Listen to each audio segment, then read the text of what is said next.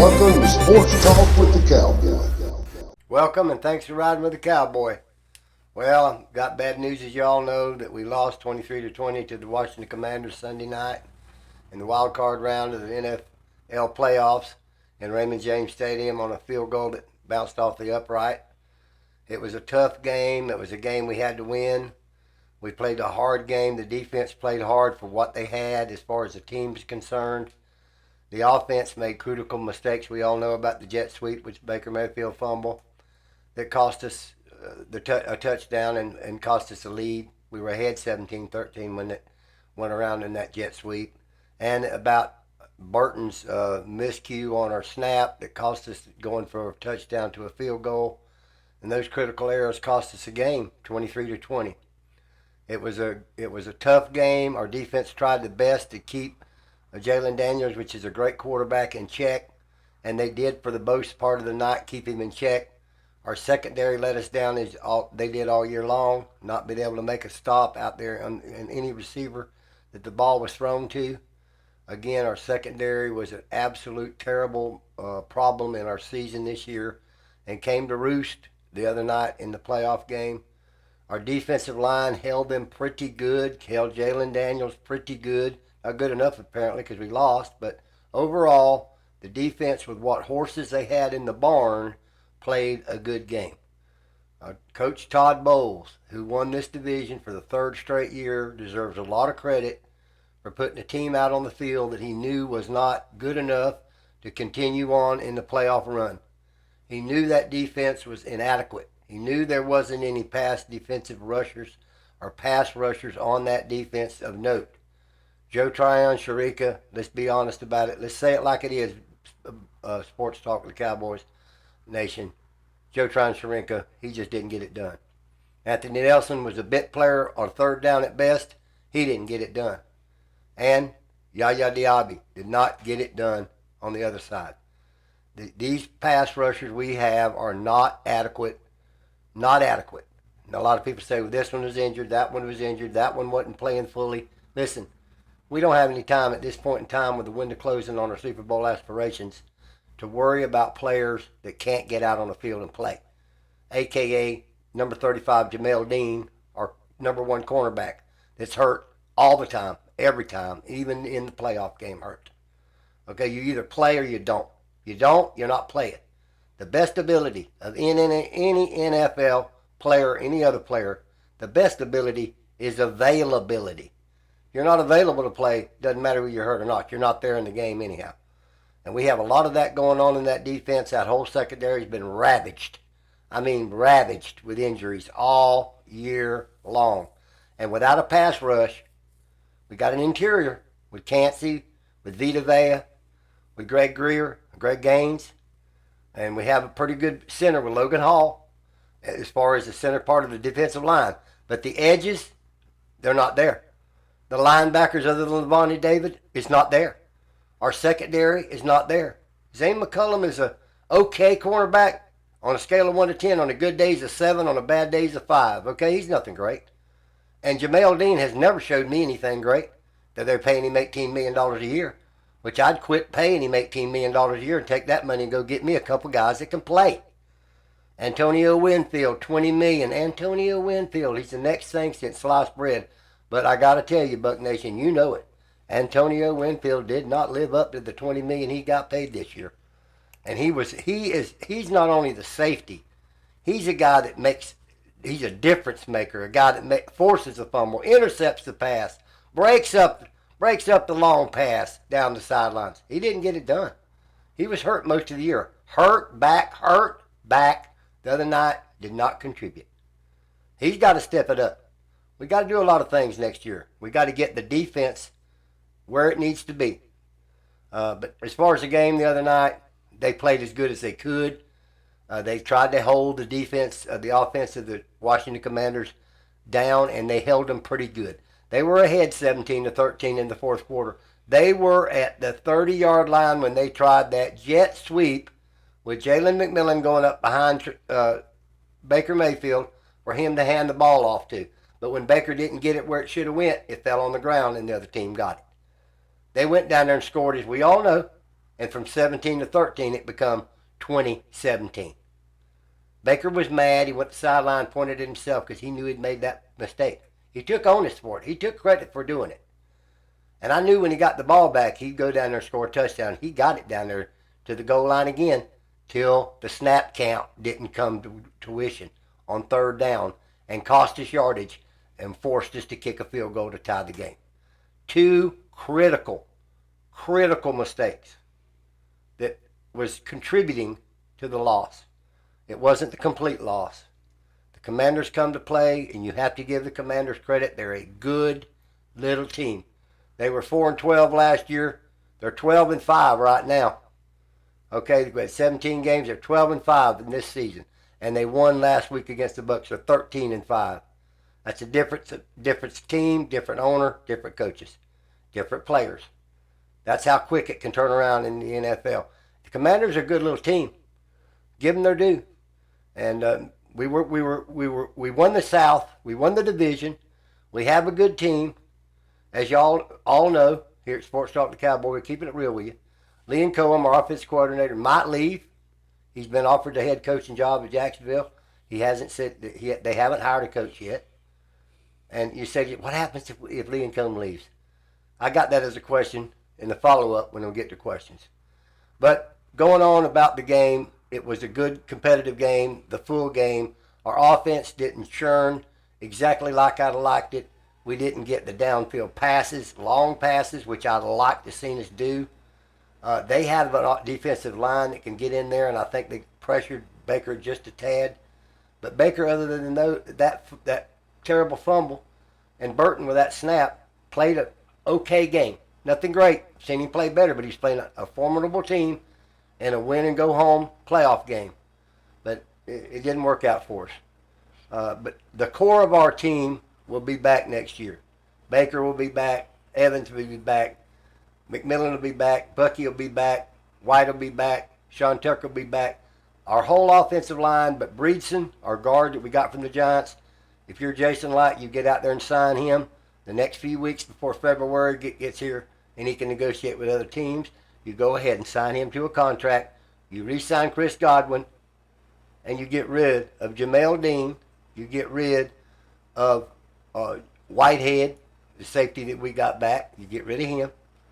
And you get rid of some of the other chafe we got running around. You get rid of KJ Britt. You get rid of Joe Tryon-Sharinka.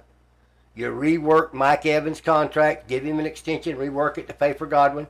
You rework Tristan Wirfs' big, large contract, make some more money under the cap. You let Baker Mayfield rework his contract a couple extra years. You get him in here for a couple more years, but you have more money to spend next year. And you go out and you get yourself 2 or 3 good defensive players, 2 edge rushers, and a starting cornerback. And in the draft, you get the best cornerback on the board. The best cornerback on the board. And then you get a couple good linebackers and build you a defense that can compete and have a little bit more pass rush and keep what you have. We'll be back at the playoffs next year, ladies and gentlemen. You heard it here first. If all things go the right way. We'll have to wait a few weeks to see about Liam Cohen. We'll have to see a few things about whether Lavonda David wants to come back for a 14th year or not. I think personally he will come back. And when he does, we'll be glad to take him back in there. He was the best tackler we had. And I think we have to have a re-energization of the defense. Cansey was hurt most of the start of the year, 4 or 5 games. And again, we did not have consistency in any pass rush. I mean, for preseason on to this game the other night. There's just no defensive pass rush. We know it. There's no cornerbacks. We know it. We know they could throw down in the middle of the field. We all know it. So that's what we're going to look at going into next year. And we'll keep you posted here at Sports Talk with the Cowboy about what goes on in the next few weeks. But the playoffs are continuing this week. And we have the Washington Commanders playing the Detroit Lions up in Detroit. And we have the Los Angeles Rams playing the Philadelphia Eagles in Philadelphia. The winner of those two games will be the NFC Championship game.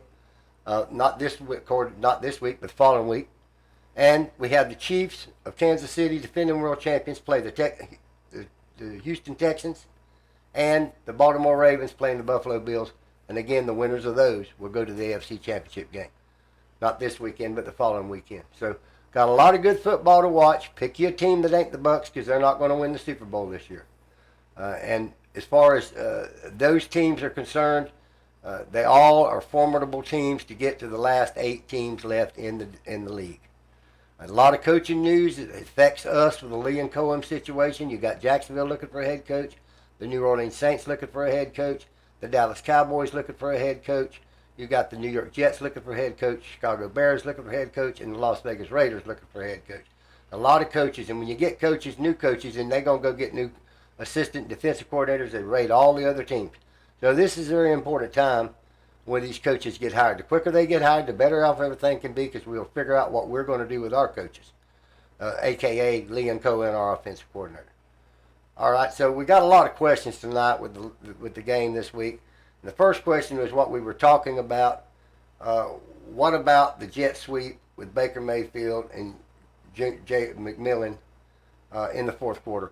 They called the sweep with McMillan to come around behind Mayfield, and he was to hand the ball off, and McMillan was going the far other side to try to fool the defense, pick up some yardage down near the goal line. But when Mayfield turned around and put the ball on McMillan, it hit his thigh, and the ball fell to the ground, and the Commanders recovered the fumble. So basically it was a little too cute. Pam, this is Pam from Avon Park. Pam, it was a little bit too cute of a play. It could have been Bucky Urban right off the tackle. It could have been a lot of other plays other than that cutesy play. I think Mr. Cohen, Liam Cohen, called a bad call on that play. He called a lot of bad calls this year, quite frankly. He's a new offensive coordinator, and he's a great offensive coordinator, but everybody makes a mistake, and I think he made a bad one. And I think if Mayfield would have put the ball in McMillan's hands, McMillan would have held on to it and got around the corner. Maybe he made some yardage. But it didn't. Fate didn't go that way. The next question is from JR, and JR wanted to know about the field goal kick, and JR's from Bartow. JR wanted to know about the field goal kick at the end. If the sack would have been made by Calais Cansey on Jalen Daniels before that kick, would it have affected the kick? Well, certainly it affected the kick, because if he would have made that tackle on Jalen Daniels in the backfield 5 yards further back, and the ball hit the upright, certainly would have affected the kick.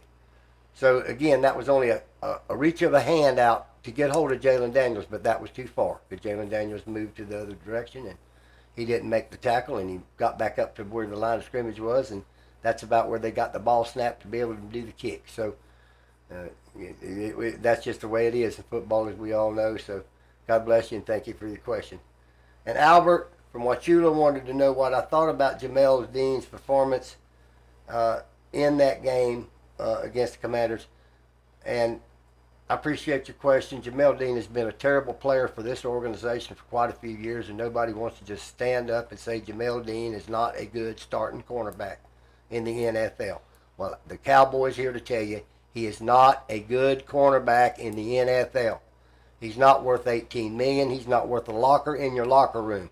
Get a draft pick for him or cut him loose and keep the $18 million a year, because this guy is not consistent. He doesn't make great plays. He doesn't make splash plays. He doesn't make interceptions, and he plays less than 20% of the time. And when you needed him the most, the other night again, guess what happened in the second quarter? Okay, we all know. He's injured again. So what you going to do with a guy like that? You going to keep paying him and think he's some kind of a threat? Because you're not going to be playing him during the year. He's going to be hurt. Got some rookie kid in there, and they're going to burn him like a toast that you left in the oven. So this is what happens. So, yeah, get rid of Jamel Dean, and that's what I would do. And God bless you, and thank you for your question.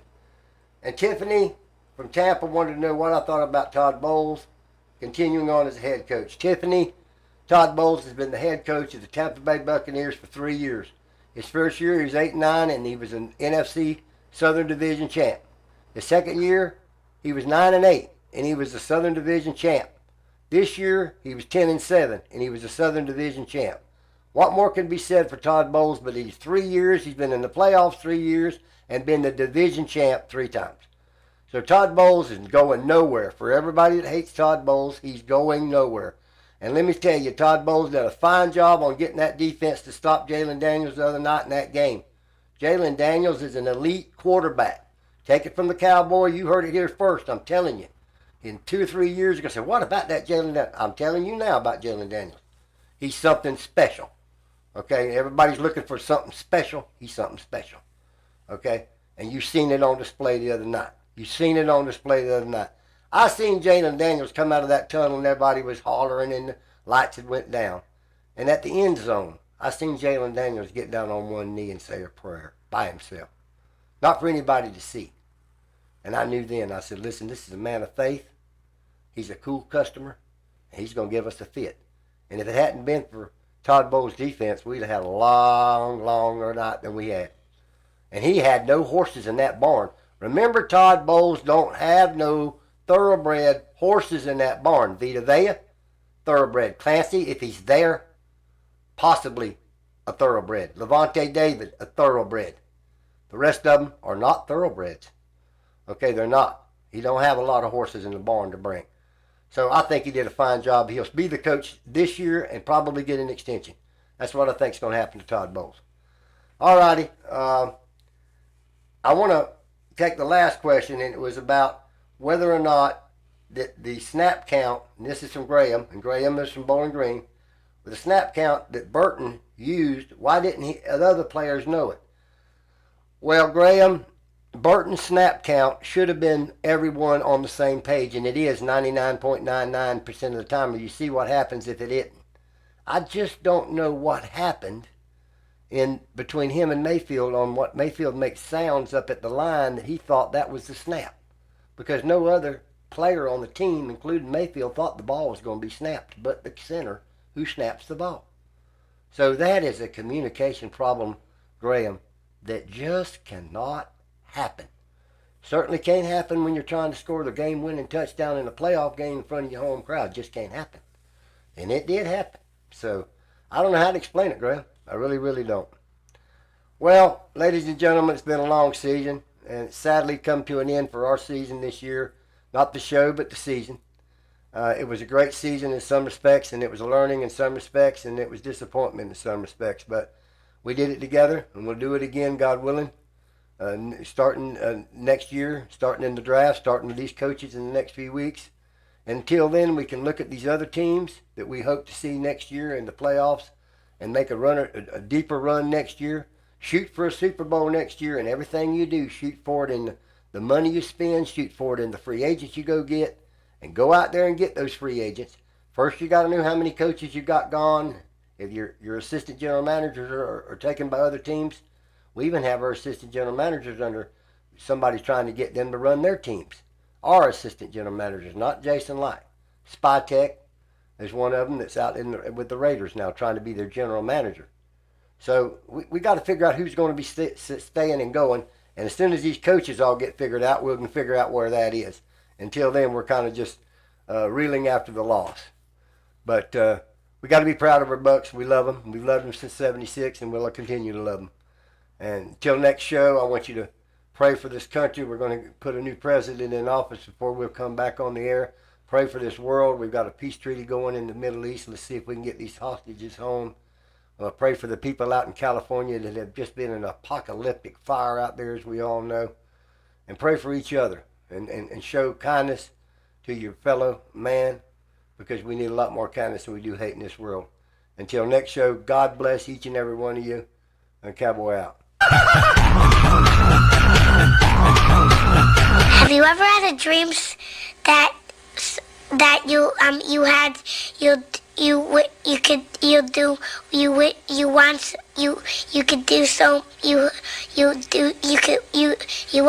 want him to do you so much you could do anything?